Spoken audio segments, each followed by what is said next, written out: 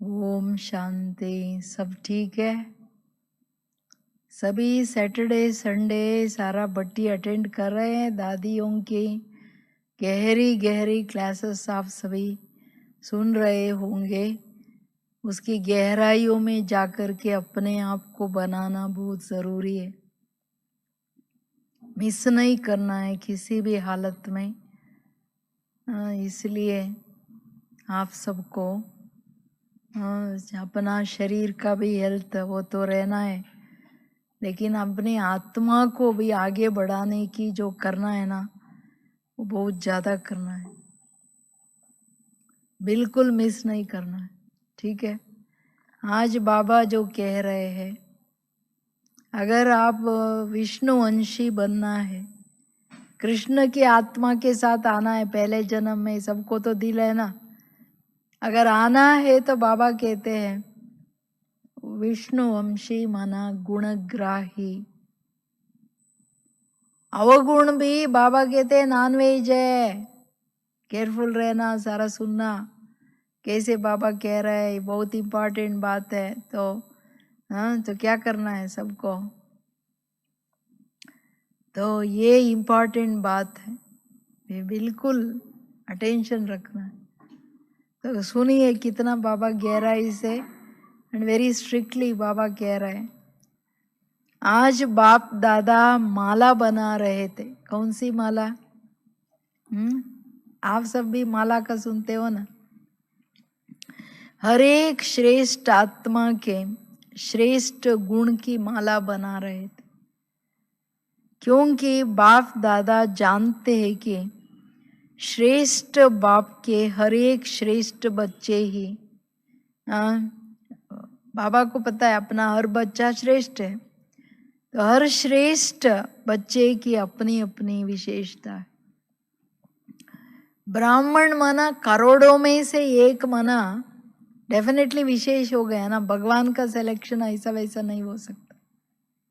इसलिए बाबा कहते हैं तो मैं हर एक श्रेष्ठ आत्मा के गुण माला बना रहा था।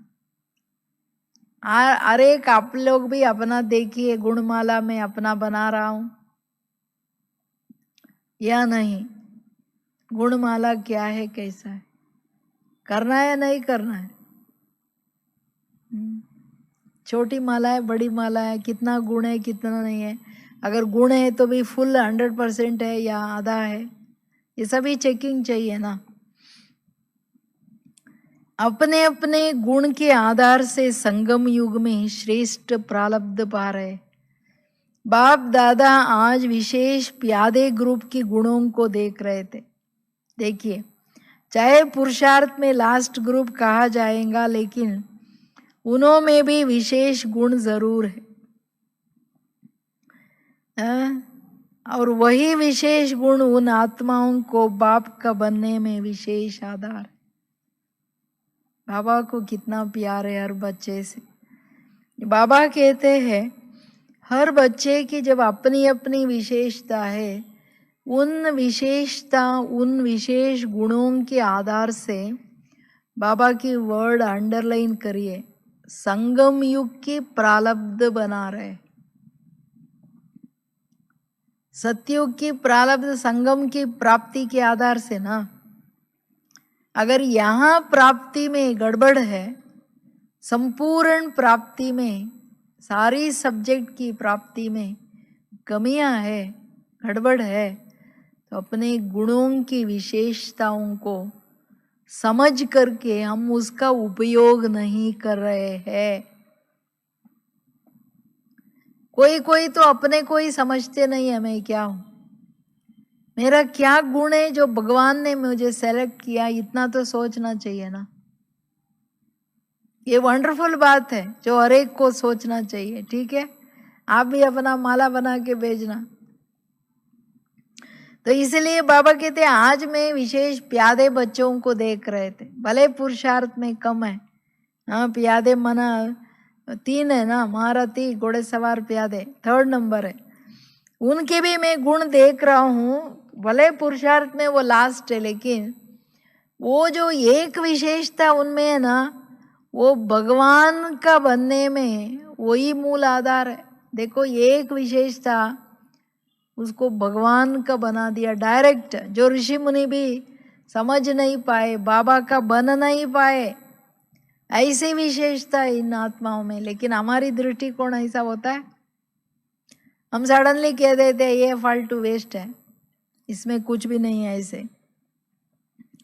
ऐसा किसी को रिजेक्ट नहीं करना है।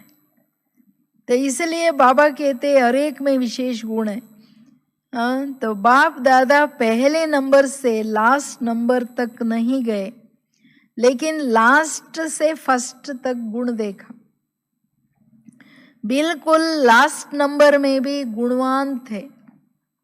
परमात्म संतान और कोई गुण न हो, ये हो नहीं सकता। कितना अच्छी बात है। उसी गुणों के आधार से ही ब्राह्मण जन्म में जी रहे हैं, अर्थात जिंदा है।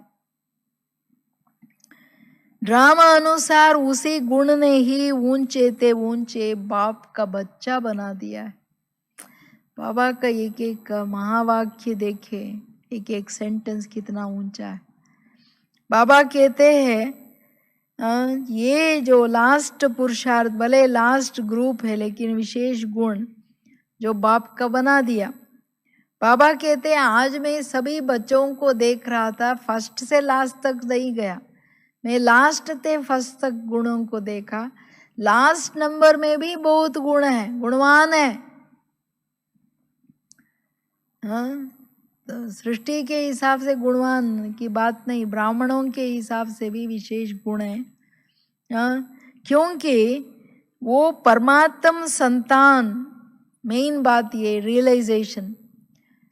सृष्टि में सब बच्चे परमात्म बच्चे हैं, हर एक में कोई ना कोई विशेष गुण है, चाहे ज्ञानी या अज्ञानी। लेकिन ब्राह्मण बना मना परमात्मा की डायरेक्ट संतान बना, तो इनमें दुनिया वालों से विशेष कई अधिक गुण हैं। जो गुण, जो विशेषता ऊंचे ते ऊंचे बाप का बना दिया। कितना वंडरफुल बात बोल रहा है बाबा, ऊंचे ते ऊंचे बाप का बना दिया। ड्रामा अनुसार ये ब्राह्मण जन्म में जी भी रहा है, जिंदा होके चल रहा है। ऐसे लास्ट तक कोई कितना भी सिंपल रहता है, बाबा का बन के अंत तक जीना, यही तो बड़ी विशेषता है। उनके नियमों पे, उनके इसमें कितना यथाशक्ति तो चल रहा है, छोड़ा तो नहीं है। कितना इम्पोर्टेंट बात है, तो ये देखना है ना, सारा वंडरफुल बात है। तो इसलिए बाबा कहते हैं ये प्रभु पसंद, बाबा के गुणों के आधार से इम्पोर्टेंट बात है।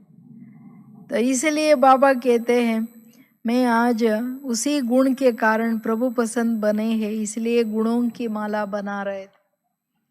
भले एक दो गुण विशेषता ही है, उसके आधार से ही मैं माला बना रहा था, और उसी गुण से ही वो आत्मा प्रभु पसंद बन गया, बाबा के पसंद, भगवान के पसंद हो गया।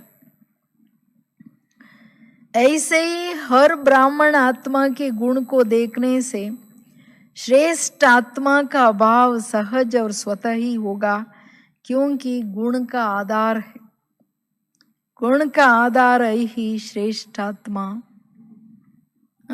कई आत्माएं गुण को जानते हुए भी जन्म जन्म की गंदगी को देखने के अभ्यासी होने के कारण गुण को न देख अवगुण ही देखते हैं।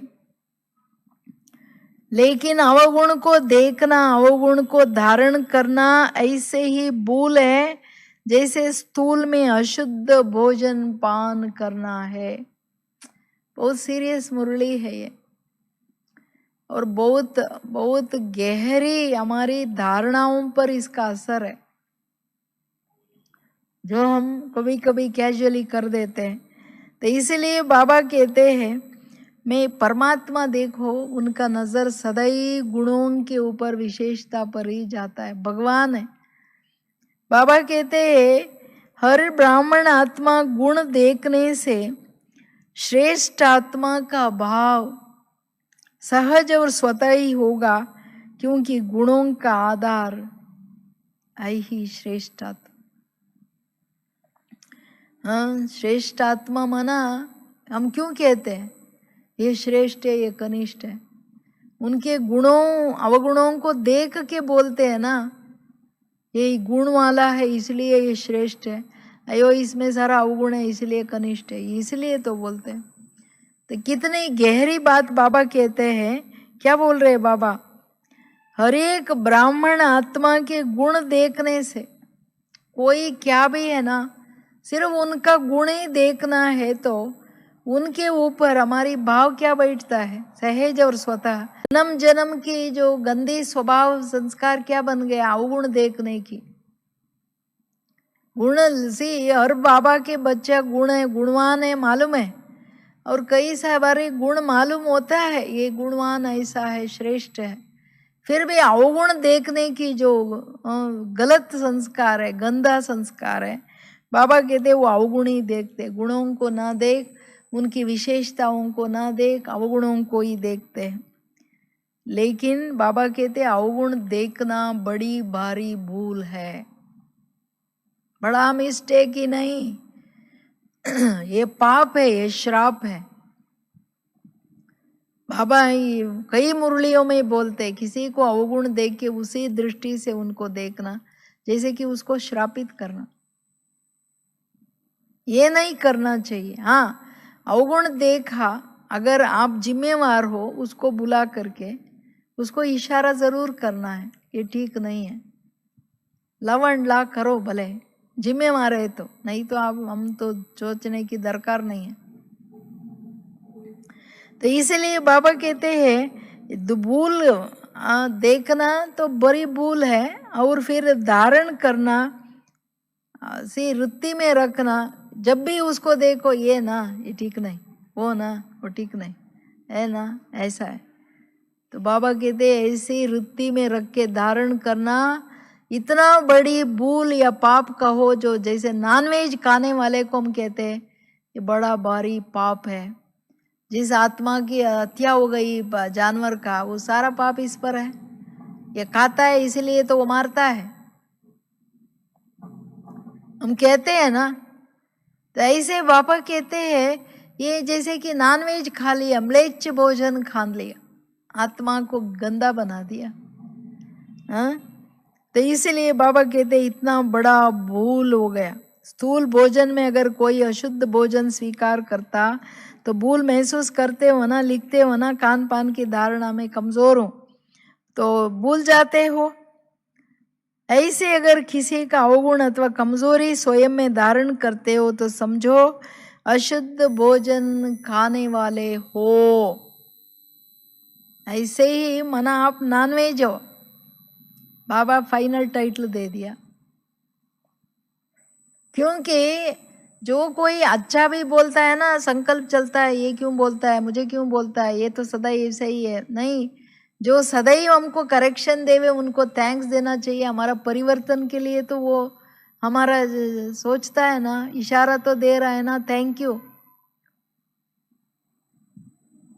हाँ, महिमा करने वाले है, बड़ा बात नहीं है, जो इशारा करता है वही गुरु है, टीचर है, जो हमारा परिवर्तन का सोचता है ये ठीक नहीं, इसको ठीक करना चाहिए। तो इसलिए लोगों को क्या होता है, कोई इशारा करता है तो अच्छा नहीं लगता है, सोचते हैं ये क्यों बोलता है मुझे, ऐसा नहीं होना चाहिए। तो बाबा कहते हैं से कोई नॉनवेज खाता है या खुद जब कोई ज्ञान में ऐसे आते हैं, अगर वो छोड़ नहीं सकते तो बाबा को लिखते हैं ना, बाबा मैं भोजन कमज़ोर हूँ, मैं नहीं करता हूँ, मेरा ठीक नहीं है, ये माना अपने गलती को तो मालूम, सब ये भी पाप है तो अंदर समझते हैं ना। तो इसलिए बाबा कहते हैं जब कमज़ोर खुद का मानते हो, तो ये अवगुण क्या है, ये भी अवगुण देहदारी, देह भी चमड़ी है ना, चमड़ी के आधार से तो वो अवगुण आया है, तो चमड़ी को देख के ही तो अवगुण का सोचते हो, फलाने का ये ठीक नहीं। तो बाबा कहते हैं ये भी नॉनवेज खिला दिया आत्मा को, तो तुम नॉन वेज हो, टाइटली दे दिया। हाँ, अशुद्ध खाने वाले, सच्चे वैष्णव नहीं, कैंसल हो गए ब्राह्मण से। विष्णुवंशी भी नहीं, वैष्णव भी नहीं, विष्णुवंशी भी नहीं, लेकिन राम सेना हो जाएगा। इसलिए सदा गुण ग्रहण करने वाले गुणमूर्त बनो। शिव बाबा का तो आशीर्वाद मिलेगा नहीं, ये फाइनल बात है। श्राप देने वाले को कोई आशीर्वाद करता है क्या? सदैव देखो तो तुमको कोई महिमा करके सदैव पैट करता रहता है तो आह शाबाश शाबाश ऐसा ऊंचा चढ़ते रहते हैं। कोई इशारा करो तो पूरी बन जाता है, दोनों तरफ हनुमान। मूड ऑफ हो जाता है ना। एक्चुअली उल्टा होना चाहिए, जो सदैव हमें इशारा करे तो उसको थैंक्स बोलना चाहिए, हमारी करेक्शन के लिए बोला, बहुत अच्छा किया। ऐसे नहीं उसको और ही टोंट मारना है या उसको इनडायरेक्टली पत्थर फेंकते रहना है, ये नहीं करने का है, ऐसे नहीं करना है। तो इसलिए बाबा कहते हैं ये हाँ, शुद्ध खाने वाला विष्णुवंशी सतयुग में नहीं आ सकते, कंप्लीट कैंसल। त्रेता में राम सेना है तो भी सेना कहा, राम नहीं बन सकते, राजा नहीं। त्रेता में भी राजा ही नहीं, उसकी सेना मना प्रजा। तो इसलिए क्या करो, गुण ग्राहक बनो, गुण मूर्त बनो।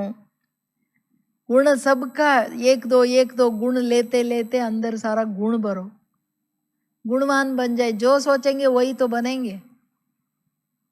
अगर गलती सोचेंगे तो गलती काम करेंगे, गलती गलत होगा, अच्छा तो होगा नहीं।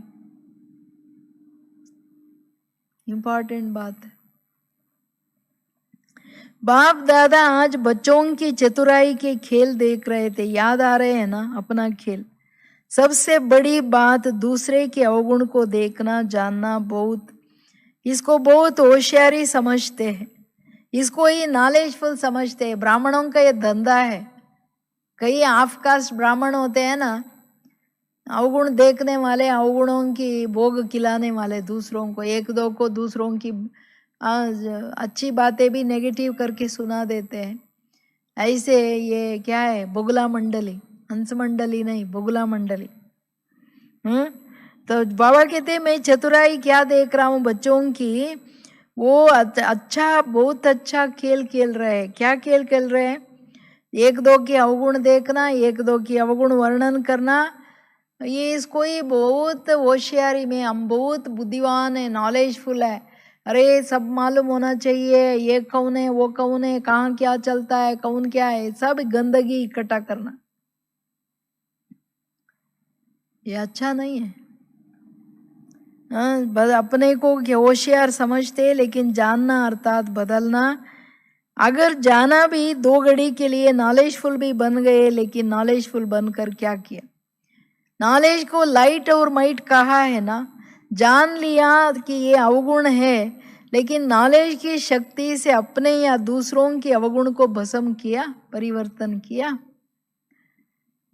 बदल के या बदला के दिखाया या बदला लिया, क्या किया? बाबा कितना वंडरफुल बातें कह रहे हैं, स्ट्रांगली। क्या कहते हैं बाबा बच्चों की खेल में? बाबा कहते हैं अगर किसी का अवगुण मालूम पड़ा, जान गए, तो उसको बदलना है। बदलने के लिए भले जानो, उनको सहयोग देने के लिए, सपोर्ट देने के लिए, अपने अवगुणों को चेंज करने लिए आप जानना है तो जानो, फैलाने लिए नहीं, कीचड़ पट्टी। 2 घड़ी के लिए समझो मालूम पड़ गया, समझ नॉलेजफुल बन गए, लेकिन नॉलेजफुल उसका समझ के क्या किया आपने? उसका जानकारी रखने के बाद क्या किया? Knowledge is light and might ना। कोई भी बात का जानकारी, वो एक प्रकाश डाला, ये एक समझ में आया। Knowledge is light and might है, तो ज्ञान के अनुसार उसकी अवगुण को जो समझ मालूम पड़ा, उसको बदलने का, खुद के दृष्टिकोण को बदलने का, खुद को वो दूसरों को जिसके प्रति जाना, दोनों को बदलने का किया काम या बदला लिया? जानने के बाद बदला लिया मना फैलाना, उसके प्रति घृणा, उसके प्रति सबके अंदर बुद्धि में डालना, ये ठीक नहीं है, वो ऐसा है, वो ऐसा है। ये क्या किया? बड़ा काम किया क्या? और ही श्रापित, खुद को श्रापित कर दिया। अवगुण तो रखा बुद्धि में, खुद को गंदा बना दिया, खुद को श्रापित किया ना, अपनी मूड को खराब किया। किसी के भाव को कभी कभी ना समझ के भी उसको अवगुण के रूप में लेते हैं, अच्छे बातें को भी। ये बहुत सूक्ष्म है बात। हाँ, तो इसलिए बाबा कहते हैं अवगुण को, उसको से किसी का अवगुण को जानना माना उस अवगुण को भस्म किया। आप अगर अच्छे हो, उसको भस्म किया, उसको परिवर्तन किया, नहीं तो आपको जानने का, देखने का कोई अधिकार नहीं है। देखो ही नहीं, क्योंकि मनुष्य आत्माओं में इमिटेशन पावर है। जो देखते हैं या संकल्प भी आया, वो आपके अंदर भूत आ गया। मालूम है, बाबा ने एक बार, कोई आत्माएं जो शरीर छोड़ते हैं, जिसको भूत प्रेत कहते हैं ना, उनको याद भी नहीं करो, आवाहन हो जाता है। कुछ भी हो सकता है, प्रवेश भी हो सकते हैं, तुम अगर निर्बल है तो। ऐसे ही अवगुण भी ऐसा ही भूत है। बाबा कहते दूसरों का एक भी सोचा ये ठीक नहीं, सदैव ऐसे वो भूत आपके अंदर आया, आप भी ऐसे ही हो गए भूत। तो इसलिए बाबा कहते हैं नॉलेजफुल माना नॉलेज, अगर नॉलेज की लाइट और माइट को कार्य में नहीं लाया तो उसको जानना कहेंगे, नॉलेजफुल कहेंगे। सिवाय नॉलेज के लाइट माइट को यूज करने के वो जानना ऐसे ही है जैसे द्वापर युगी शास्त्रवादियों को शास्त्रों की नॉलेज। ऐसे जानने वाले से अवगुण को ना जानने वाले बहुत अच्छे। जो इनोसेंट रहते हैं ना, इसे इसका उसका खिचड़े में नहीं जाते, वो अच्छे, बहुत अच्छे। बाबा कह रहा है, सुनिए कैसे बात है। बाबा कहते हाँ, अगर knowledge is light and might, ज्ञान तो सभी बच्चों को दिया है, हम लोगों को। हर आत्मा अभी संगम पे आए हैं, लास्ट जन्म में सब निर्बल है। किसी में ज्यादा अवगुण है, किसी में कम है। हम अपने में भी है, हम शरीर में बैठे हैं तो हमारे में भी कीचड़ पट्टी है। खुद की कीचड़ पट्टी निकालना है ना, दूसरों को क्यों देखना है? हाँ, कोई अगर हमें अच्छी बातें इशारा करता है, शिक्षाएं देते हैं, उसको अच्छे रूप में लेना है, इसको बुरे रूप में क्यों लेना है? तो इसलिए बाबा कहते हैं नॉलेज के लाइट माइट को यूज नहीं किया। यूज करना माना क्या? उसको परिवर्तन करना, उसको दुआएं देना, उसको शक्तियों का सहयोग देना, ये है नॉलेज की लाइट माइट के आधार से परिवर्तन। तो बाबा कहते हैं अगर लाइट माइट के आधार से खुद को सेफ नहीं रखा, एक तो हमारा मूड बदले नहीं, स्थिति बदले नहीं, दूसरा किसी के प्रति हमारा कोई भी भाव नहीं बदले, हमारा रूहानी स्नेह का भाव, एक रेस्पेक्ट सम्मान का भाव, ये नहीं बदले। अगर बदलता है तो बाबा कहते हैं जे आप द्वापर के शास्त्रवादी।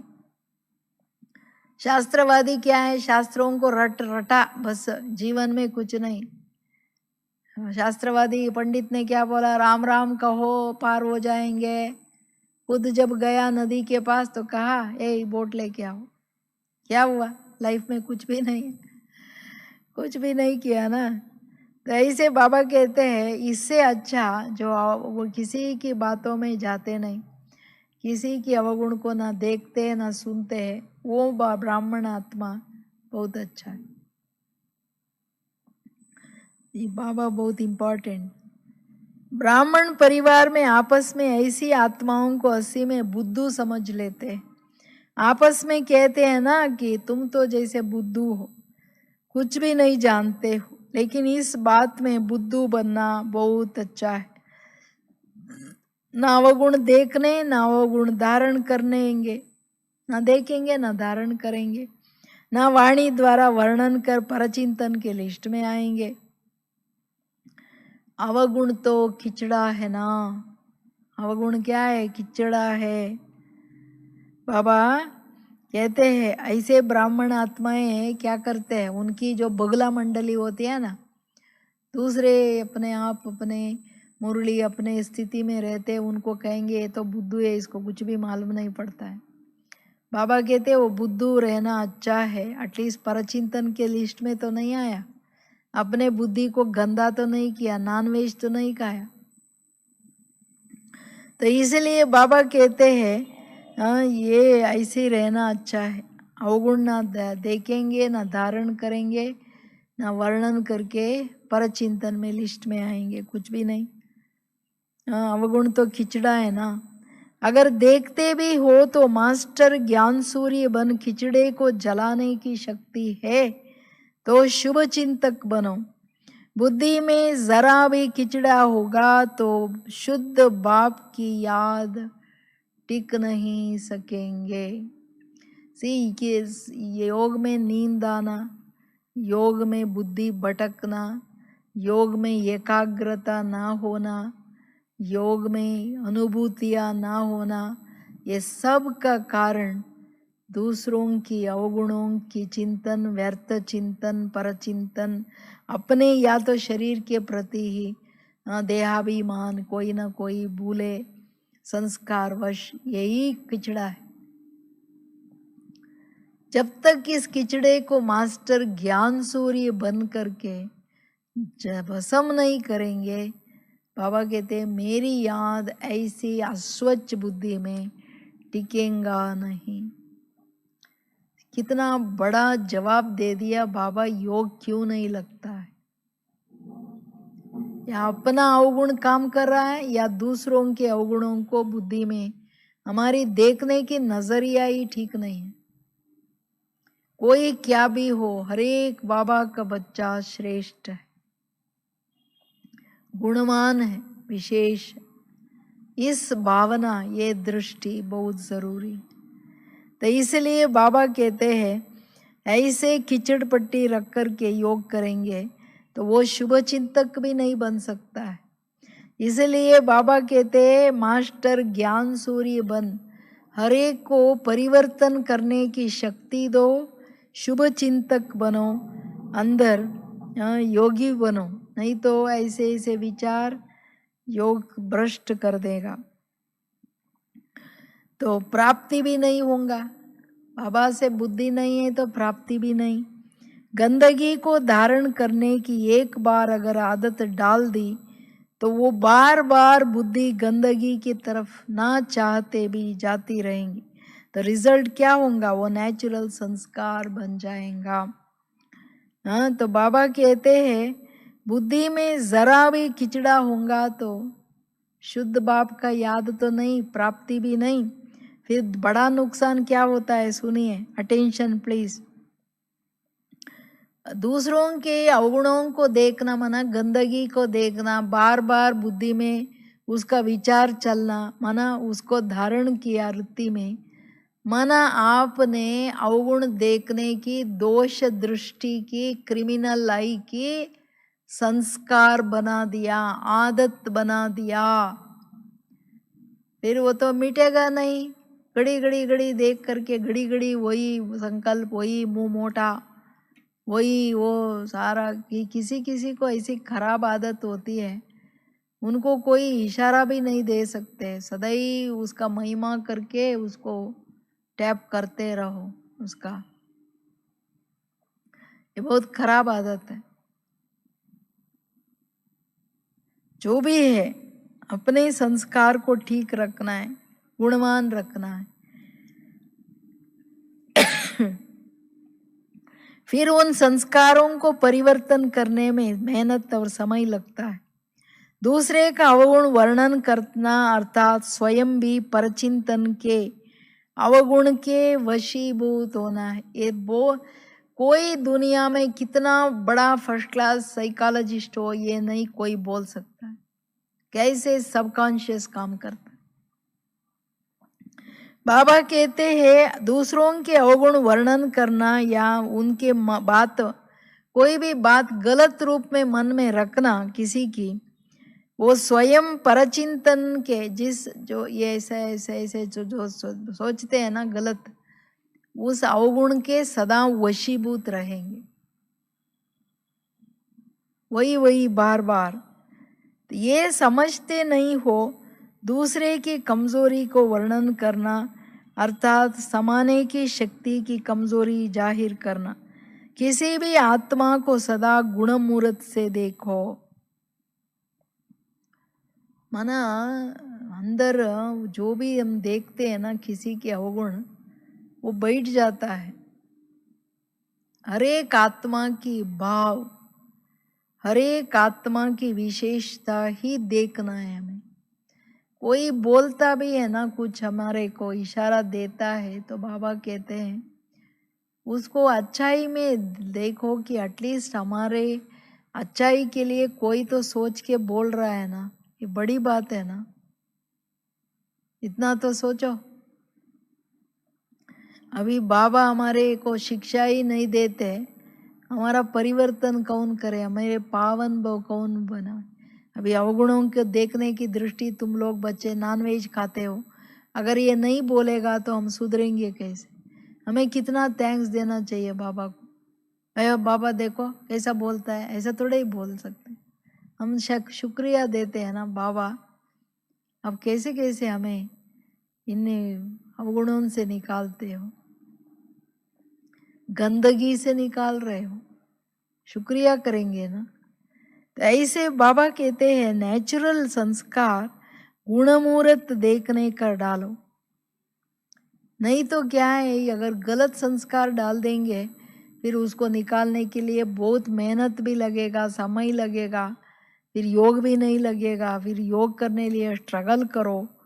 तो इसलिए बाबा कहते हैं दूसरे क्या है, अपने को क्या प्रूव किया, किसी की कमजोरी को परचिंतन करके कोई कुछ भी है हम उसका सहन नहीं करते, संभाल नहीं सकते, तो अपने को कमजोर सिद्ध किया सबके आगे। मेरे अंदर ना सहन शक्ति है ना समाने की शक्ति है, तुम लोग कुछ भी नहीं बोलो मुझे, हम जैसे हैं हम फर्स्ट क्लास है, बहुत अच्छे, ऐसे ऐसे कॉलर को करके चलना, ये क्या है।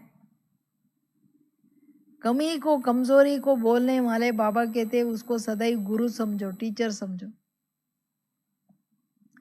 क्योंकि वो बदलने लिए हमको कुछ तो इशारा कर रहा है। हम शिव बाबा को गुरु क्यों कहते हैं, सतगुरु, क्योंकि हमारा परिवर्तन का सोचते हैं ना बाबा। तो अपने को पेपर में, न्यूज़पेपर में डाल दिया, मेरे अंदर समाने की शक्ति भी नहीं और सहन शक्ति भी नहीं, कुछ भी नहीं है, अपना कमजोरी दिखा दिया। अगर किसकी कोई कमजोरी है भी, मर्यादा के विपरीत कार्य है, तो बाप दादा की निमित्त बनी हुई सुप्रीम कोर्ट में लाओ, खुद ही वकील जज नहीं बन जाओ। भाई भाई का नाता भूल वकील जज नहीं बन जाओ, भाई भाई का नाता भूल वकील जज बन जाते हो, इसलिए भाई भाई की दृष्टि टिक नहीं सकती। केस दाखिल करने के लिए मना नहीं है, लेकिन मिलावट और ख्यानात नहीं करो। जितना हो सके शुभ भावना से इशारा दे दो। बाबा कहते हैं अगर किसकी कमजोरी है, समझो कोई का अवगुण है और वो अवगुण ईश्वरीय नियमों के विपरीत है, विरुद्ध है, तो बाबा को निमित्त आत्माओं को बोलो, इशारा जरूर करना है। अगर उसको ऐसे ही छोड़ेंगे उसका पाप भी हमारे सिर पर, ऐसा नहीं करना। लेकिन खुद जज ना बनो ना वकील बनो, हमको सिद्ध भी नहीं करना है ये ऐसे ही है, ये सर्टिफिकेट भी नहीं देना है। हमको सबका परिवर्तन सोचना है, सब कैसे अच्छा हो, बाबा के पास हम सब व्यवस्थित कैसे रहे, इतना ही सोचना है ना। जो जैसे श्रीमत बाबा बोले वैसे हमें चलना है। यही आशा है ना हम सबकी। तो इसलिए बाबा कहते हैं अगर ये वकील भाई भाई का नाता भूल करके जो बाबा ने कहा है निमित्त के पास जाओ बोलो, बस खत्म बोलने के बाद, तो फिर क्या करो, ये फिर जज बन जाते, वकील बन जाते, तो भाई भाई की दृष्टि टिक नहीं सकते। माना आत्मा के प्रति जो आत्मिक दृष्टि, स्नेह की दृष्टि रहना चाहिए, वो नहीं रह सकता है। इसलिए बाबा कहते हैं आप बच्चे बातें देने के लिए कोई मना नहीं है, बातें दियो, गलत है तो गलत बात है दियो, लेकिन उसको क्या करो, मिलावट मिक्स नहीं करो। चाहे उसको चटनी बना के उसके अंदर सारा माल मिक्स करके 1 का 10 बना के नहीं बोलना है। जो बात जैसी है वैसे ही देना है। जितना हो सके शुभ भावना से इशारा दो, ना रखो ना औरों को मनमनाभव होने में विघ्न रूप बनो। तो चतुराई का खेल क्या करते हैं, बाबा कहते हैं जितना हो सके शुभ भावना से उनको ही इशारा दो, देखो ये ठीक नहीं है। फिर बाबा कहते हैं ना अपने को खराब करो, मना अपने ना मन में रखो, ना दूसरों को साबेदारी दुनिया को बता करके उनके योग को खत्म नहीं करो, मना दूसरों की मनमनाभव होने में विघ्न रूप नहीं बनो। लेकिन बाबा कहते हैं बच्चे चतुराई का खेल क्या करते हैं, ये भी सुन लीजिए। जिस बात को समाना चाहिए उसको फैलाते हैं, जिस बात को फैलाना चाहिए उसको समा देते हैं, ये तो सब में है। तो सदा स्वयं को अशुद्धि से दूर रखो, मनसा में चाहे वाणी में कर्मणा में संबंध संपर्क में अशुद्धि संगम युग की श्रेष्ठ प्राप्ति से वंचित करा देता है। समय तो बीत जाएगा अभी। बाबा कहते हैं चतुराई का बच्चे क्या करते हैं, जिस बात को समाना है अंदर रखना है अंदर नहीं रखते, जिस बात को फैलाना है, बाबा कहते हैं मेरे ज्ञान को फैलाओ, मेरा परिचय को फैलाओ, तो दूसरों की कमी कमजोरियां समाओ, जिसको देना है उसको ही बोलो या निमित्त को बोलो, लेकिन निमित्त को बोलने बगैर अंदर भी नहीं रखो, ये ठीक नहीं है। तो कोई निमित्त को बोलते हैं तो उसको भी मिसअंडरस्टैंड कर देते हैं, ये अच्छा नहीं है। बाबा कहते फाइनली बाबा का मत क्या है, बच्चे स्वयं को अशुद्धि से दूर रखो, न मन में लाओ, या तो देखो ही नहीं, दिखता है, देखते नहीं है लेकिन दिख जाता है, बड़ों को इशारा करो। मनसा वाचा कर्मणा संबंध संपर्क में अशुद्धि, ये जो अवगुणों की अशुद्धि है ना, ये संगम युग की सर्वश्रेष्ठ प्राप्तियों से वंचित कर देगा। हाँ समय तो बीत जाएगा, पाना था इस लिस्ट में खड़ा होना पड़ेगा, प्राप्ति स्वरूप के लिस्ट में नहीं आएंगे। सर्व खजानों के मालिक के बालक और अप्राप्त करने वालों की लिस्ट में हो, ये अच्छा लगेगा? प्रश्न पूछता है बाबा। बाबा कहते जो पाना था सो पा लिया, वो लिस्ट में नहीं आएंगे। अरे मैंने टाइम कैसे वेस्ट कर दिया, सब कुछ बाबा से पा सकता था, मैंने पा नहीं लिया, ऐसे ऐसे हाँ खड़े खड़े होके देखने वालों की लिस्ट में आएंगे, पाने वालों के नहीं। सर्व खजानों के मालिक का बालक, सागर का बालक वंचित रह गया प्राप्तियों से। बाबा कहते अच्छा लगता है, अप्राप्ति के लिस्ट में खड़े होना अच्छा लगता है आपको? पूछ रहा है। इसलिए क्या करो, अपने प्राप्ति में लग जाओ, शुभ चिंतक बनो, किसी भी प्रकार के विकारों के वशीभूत हो, अपनी उल्टी होशियारी नहीं दिखाओ। बाबा कहते सदैव शुभ चिंतक बनो, किसी भी प्रकार के विकारों के वशीभूत अपनी क्या है, ये स्वार्थ है ना, अभिमान है, दूसरों की अवगुण, ये सदैव वर्णन करके परचिंतन सबको फैलाना अच्छा नहीं है। एक निमित्त के आगे बोलना, जिसकी बात है उसको बोलना, उतना उतना ही परमिशन है, वो भी शुभ भावना से। हम सबको यज्ञ रक्षक होके चलना है ना। या ऐसे अवगुणों को छोड़ना भी नहीं है, क्योंकि उससे ऐसा एक सबको खराब कर देगा, ऐसे छोड़ना भी नहीं है, और ठीक भी करना है, और शुभ चिंतक भी रहना है।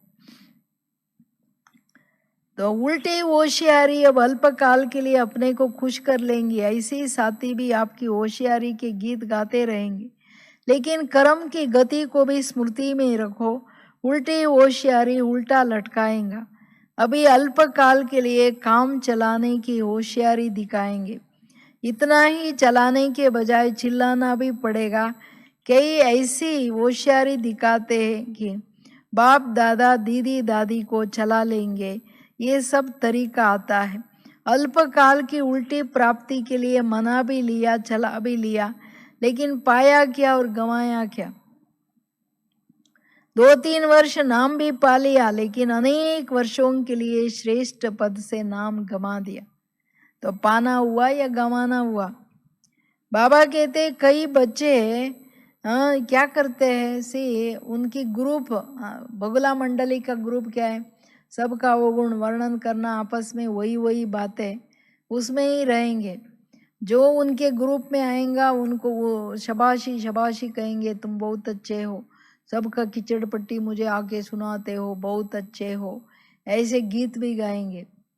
बाबा कहते ये लोग एक दो को गिराने की भी काम करेंगे, दूसरों के ऊपर उल्टी बातें बोल के अवगुणों को, बड़े को मना भी लेंगे। लेकिन बाबा कहते हैं, शिव बाबा तो देख रहा है ना, कोई भी अवगुण जो है शुभ भावना से परिवर्तन के लिए सोचो, बातें दो, लेकिन उल्टा होशियारी नहीं दिखाना, झूठ नहीं बोलना।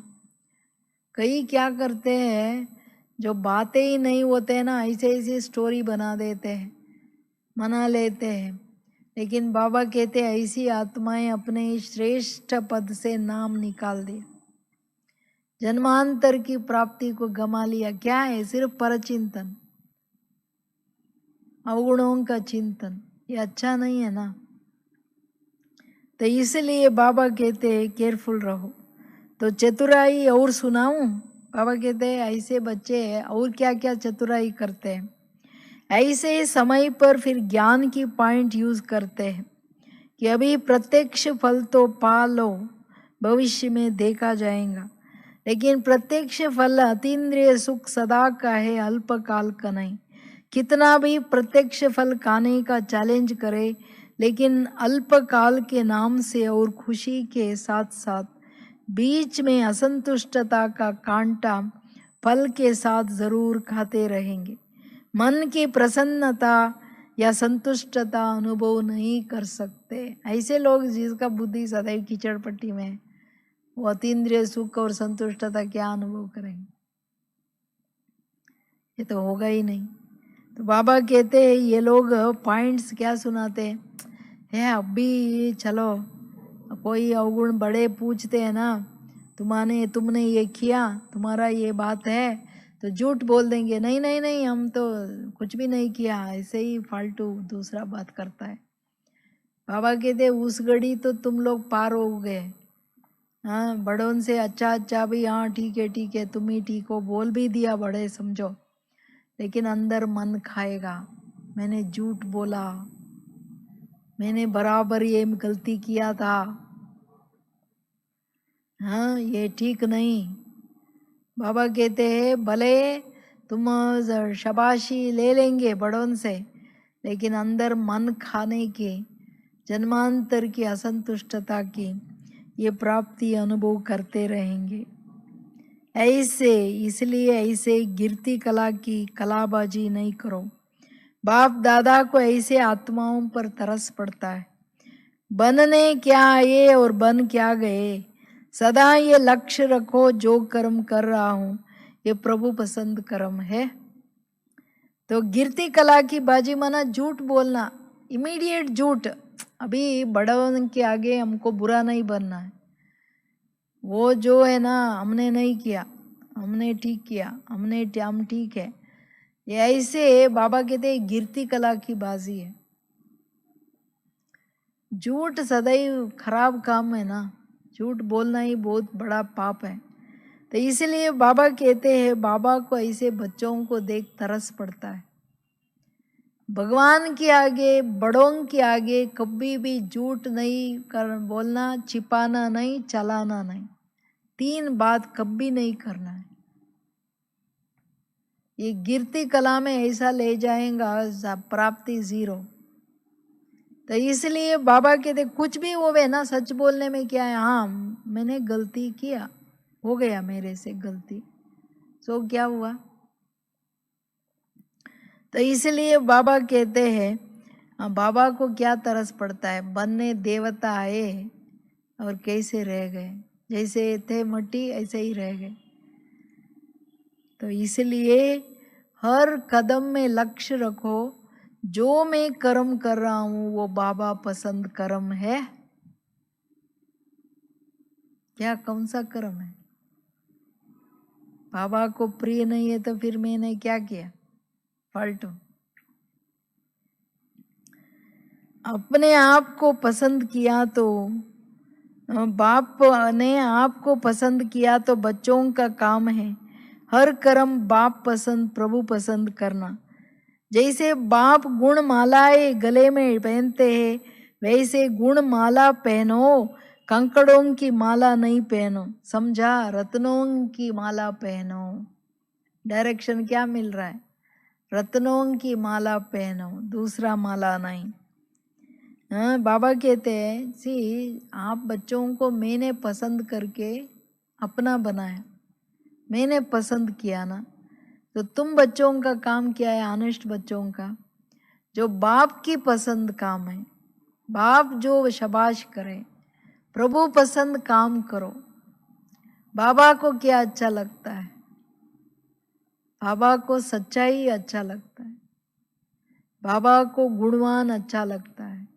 गुणों के आधार से हम कर्म करें, गड़बड़ नहीं करें, व्यवस्था को बिगाड़े नहीं।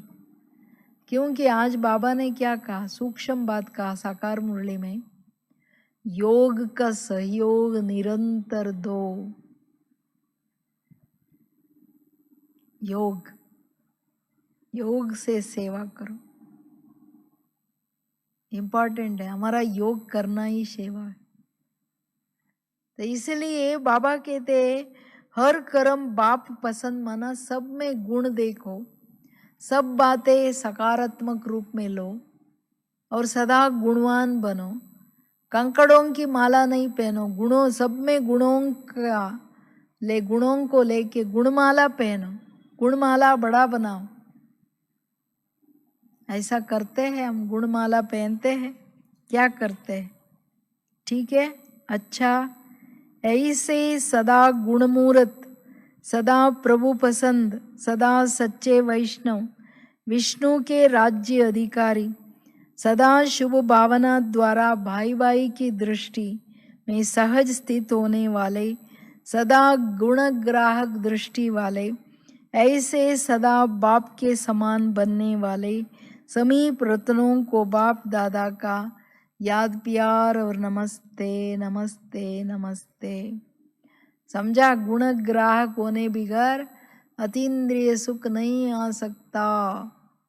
सबका मेजॉरिटी 98% ब्राह्मणों का ये बहुत बड़ा कमी अवगुण बुद्धि में बैठ जाता है। कोई अच्छा भी बोलता है ना, उसके लिए भी ये तो सदैव यही बोलता है, ऐसे अंदर ही अंदर डांटते हैं।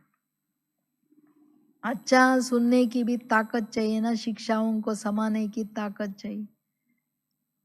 तो ये अगर ये नहीं है तो अच्छे को भी बुरा लेते हैं। तो इसलिए अपने अवगुणों को निकालना है, सब में गुणों को देखना है, गुणमाला पहनना है, ठीक है। ओम शांति।